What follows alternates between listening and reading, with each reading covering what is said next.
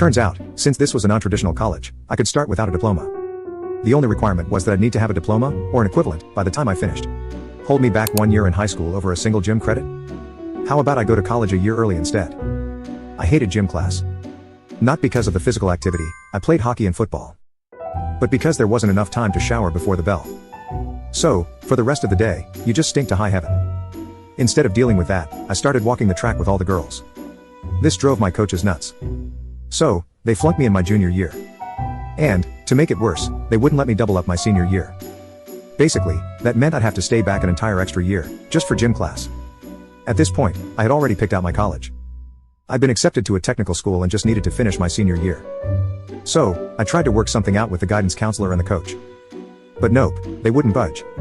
At first, I thought I was completely screwed. Like, I was seriously about to be stuck taking one single class for an entire second senior year. But then, it hit me. Can I just start college now? Are there other alternatives? So, I called up my college admissions office and their guidance counselor. I explained my situation and asked what my options were. Turns out, since this was a non-traditional college, I could start without a diploma. The only requirement was that I'd need to have a diploma, or an equivalent, by the time I finished. And in my state, a GED and a diploma were considered the same thing. So, it wouldn't be an issue at all. Still, I gave my high school one last chance. I called another meeting, hoping they'd finally change their minds. Nope. They refused. They really thought they had me cornered. So, I stood up and said, well, I guess I'm just gonna have to drop out then. I can't see missing an entire year of college just to take gym class. The coach, thinking he's all smug, goes, you can't go to college without a diploma.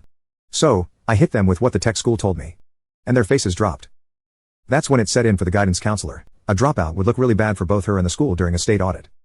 She immediately started backpedaling, but I wasn't hearing any of it. Later that night, the principal and vice principal even called me, trying to talk things over.